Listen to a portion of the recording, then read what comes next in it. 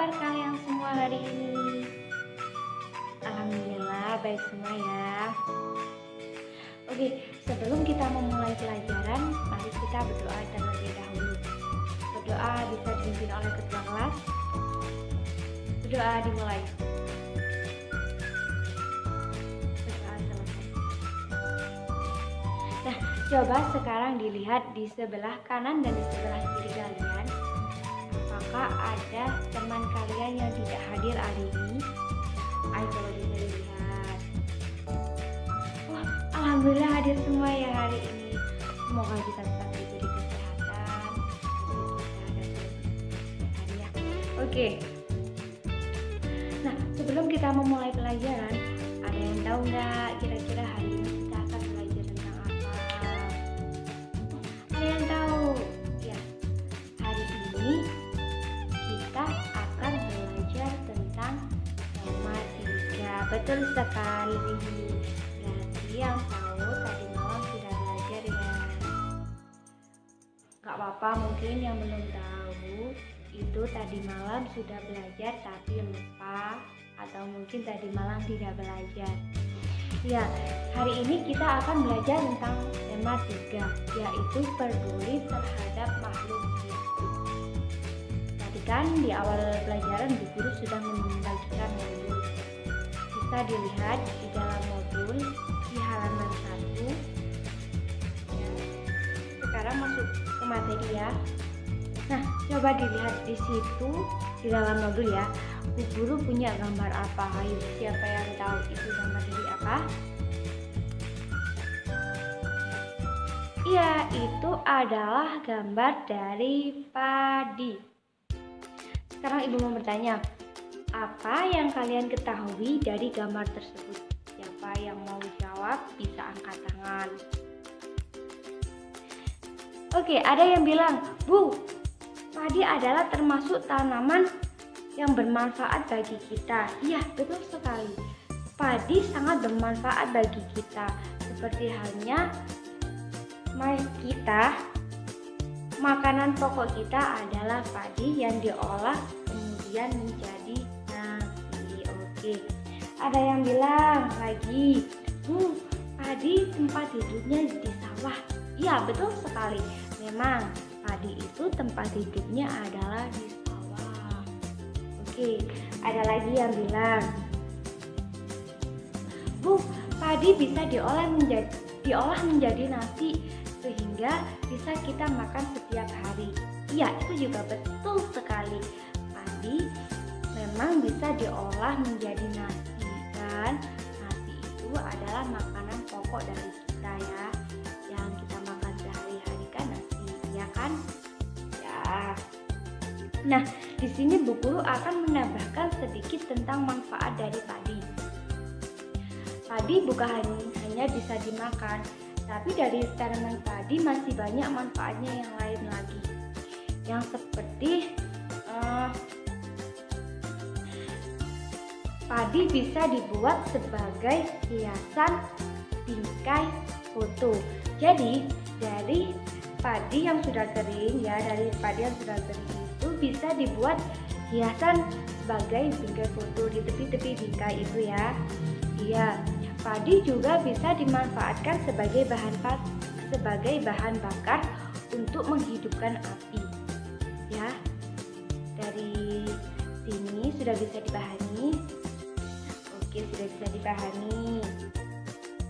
Nah, selanjutnya bisa dibuka pada halaman kedua, yaitu tahap pertumbuhan dari padi. Tahap pertumbuhan dari padi dibagi menjadi 3 besar. Ya, yang pertama, benih atau biji padi dimasukkan ke dalam karung goni dan direndam 1 malam di dalam air mengalir supaya perkecambahan benih terjadi secara bersamaan. Itu adalah yang pertama. Yang kedua, benih-benih ini ditanam di lahan sementara. Bibit yang telah siap dipindah tanamkan ke sawah. Biji atau benih tadi akan tumbuh berkecambahan sehingga muncul ke permukaan. Bakal akar dan tunas menonjol keluar, lalu batangnya memanjang. petani juga mengaliri memberi pestisida dan pupuk pada tanaman tersebut. Yang ketiga, selanjutnya tanaman padi berbunga hingga gabah matang, berkembang penuh, keras dan berwarna kuning. Di sini gabah adalah butir padi yang terbungkus dari sekam. Sekam adalah kulit padi. Gabah ini yang nantinya akan bisa ditanam lagi. Tahap pertumbuhan padi berlangsung selama 110 hingga 130 hari. Setelah panen, gabah ditumbuk dan dengan lesu atau digiling sehingga sekam atau kulit padi terlepas dari isinya. Itu tadi adalah tahap pertumbuhan dari padi. Selanjutnya kita akan membahas tentang cara mempertahankan padi agar tetap dapat dinikmati masyarakat Indonesia. Oke, yang pertama, menjaga bibit padi agar dapat ditanam kembali. Jadi bibitnya dijaga ya, agar bisa ditanam kembali. Oke, yang kedua, menjaga lahan pertanian. Jangan sampai lahan digunakan untuk kebutuhan lainnya, misalnya dijadikan untuk mendirikan bangunan. Jadi, kita jika ingin menanam lagi, lahan tersebut harus kita jaga. Jangan sampai lahan tersebut dijadikan sebagai untuk tempat mendirikan bangunan dan lain sebagainya. Yang ketiga, menjaga kelestarian lingkungan sekitar. Sampah akan menyebabkan banjir. Apabila terjadi banjir, maka tanaman padi tidak akan bisa ditanam lagi.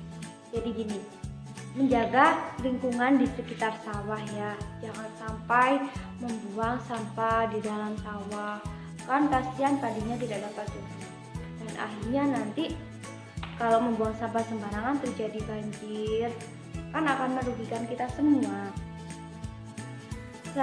Yang keempat adalah saluran air tetap dijaga agar tetap mengalir, jadi salurannya dijaga ya agar tetap mengalir. Yang kelima, penggunaan beras yang tidak berlebihan. Jadi, kita sebagai warga Indonesia kan banyak sekali membutuhkan nasi ya, membutuhkan padi. Jadi kalau masak itu ya masak secukupnya, dan kalau makan itu ambil secukupnya. Jangan sampai kita makan terus tidak habis, nasinya dibuang. Kan kasihan, nanti mubazir nasinya ya. Yaitu tadi dari cara mempertahankan padi. Sudah mengerti? Ada yang perlu ditanyakan? Tidak ada. Jika tidak ada, kita beralih ke materi yang selanjutnya. Pada halaman selanjutnya bisa kalian lihat gambar dari bentang alam, yang mana bentang alam tersebut terdapat pantai, dataran tinggi, dan juga dataran rendah. Dari ketiga bentang alam tersebut terdapat banyak perbedaannya.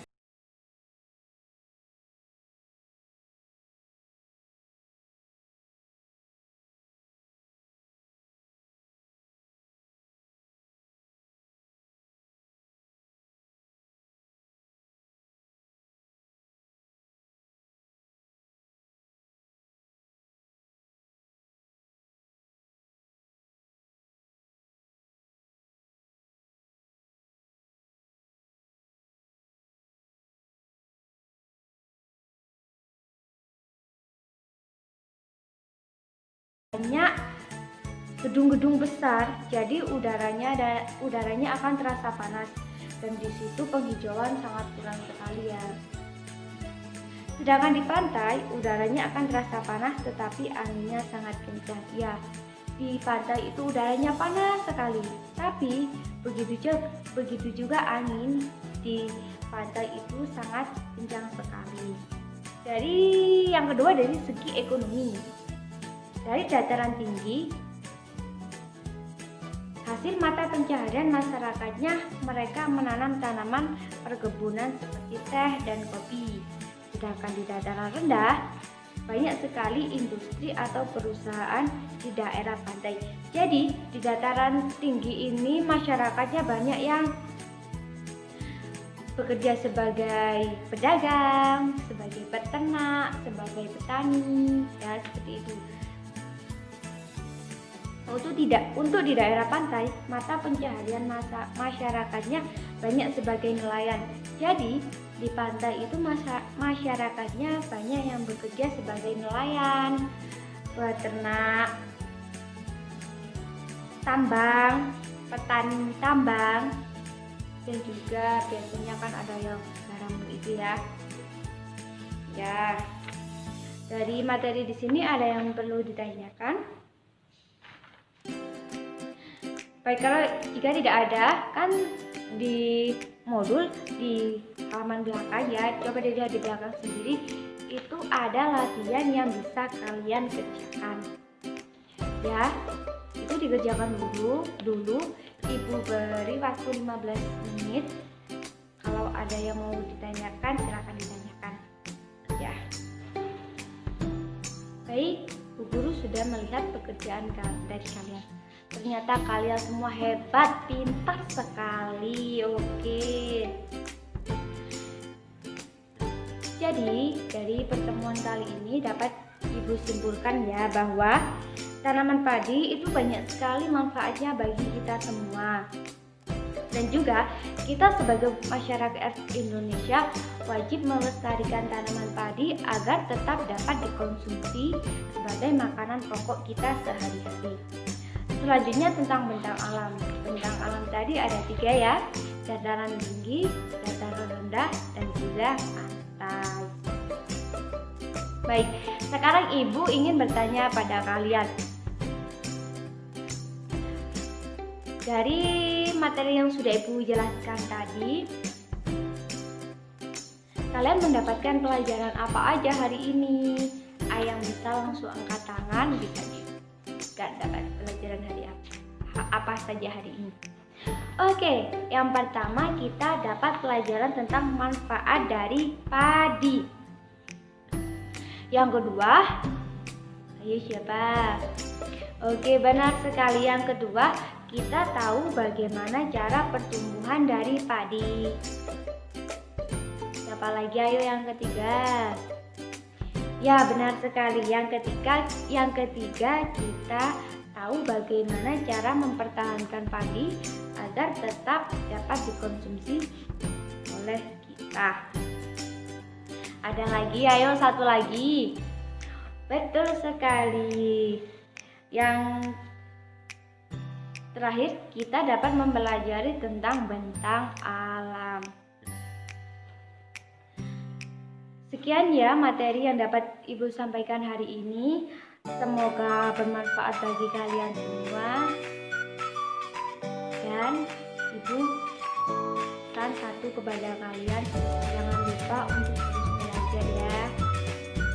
Ya, kalau di rumah terus belajar, jangan sampai tak belajar. Oke? Meskipun sedikit harus tetap belajar. Untuk selanjutnya bisa dipimpin berdoa oleh ketua kelas. Silakan. Berdoa dimulai. Berdoa selesai. Sekian dari Ibu. Terima kasih untuk hari ini. Wassalamualaikum.